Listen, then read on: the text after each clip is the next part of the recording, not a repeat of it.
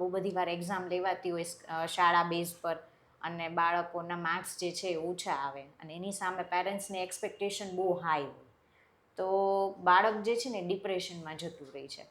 ને અમુક બાળકો એવા પણ હોય છે કે જે કલાકોના કલાકો વાંચ્યા જ કરે છે, જેમને બહારની દુનિયા સાથે કાંઈ લેવા દેવા નથી ને થોડું ડિપ્રેસ થયા કરે છે. તો આવા બાળકને કઈ રીતે હેન્ડલ કરવા જોઈએ?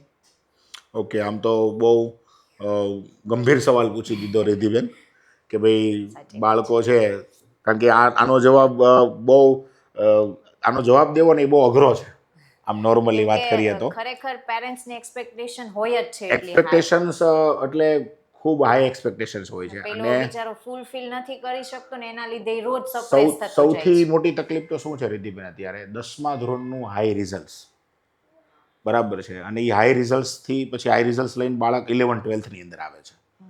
અને 10માના રિઝલ્ટ્સ અને મેં પહેલાં પણ કીધું કે 10માના રિઝલ્ટ્સ અને 12થના રિઝલ્ટ્સને અને કોમ્પિટિટિવના એક્ઝામના રિઝલ્ટ્સને કાંઈ લેવા દેવા નથી. બરાબર છે, કારણ કે બંનેની નીડ અલગ અલગ છે. તમે રટ્ટા મારીને કે ગોખીને પણ તમે 10માની અંદર સારા પર્સન્ટેજ તમે લઈ આવશો, પણ કોમ્પિટિટિવ એક્ઝામ્સની અંદર તમે રટ્ટા મારીને તમે માર્ક્સ લાવી શકશો નહીં. બરાબર છે. તો જ્યારે આ બંને મિસમેચ થાય તો ડેફિનેટલી છે કે છોકરો છે એ જે પરફોર્મન્સ એને 10મામાં આપ્યું હતું એવું પરફોર્મન્સ છે એ સાયન્સની અંદર નથી આપવાનું. બરાબર છે. યસ, પેશન્સ રાખવાની જરૂર છે. હા, કારણ કે કમ્પેરિઝન કરશે કે 10મામાં તો સર મારા છોકરાને એટલા ટકા હતા, અત્યારે 12મામાં એટલા ટકા થઈ ગયા, એટલા પર્સન્ટેજ થઈ ગયા. બરાબર છે, કારણ કે બંને વસ્તુ અલગ છે, બંને વસ્તુ ડિફરન્સ છે. એટલે એક્સપેક્ટેશન્સ નો ડાઉટ આપણે રાખવી જોઈએ બાળક પાસે, પણ એની કેપેસિટી પ્રમાણે રાખવી જોઈએ, એની મર્યાદા પ્રમાણે રાખવી જોઈએ. યસ, બર્ડન ન લાગવું જોઈએ. હા, અને એક્સપેક્ટેશન્સ છે ને, હું નોર્મલી હું કહેતો કે ભાઈ ચેલેન્જિંગ જેટલી હોય ને બાળક માટે એટલી જ રાખવી જોઈએ.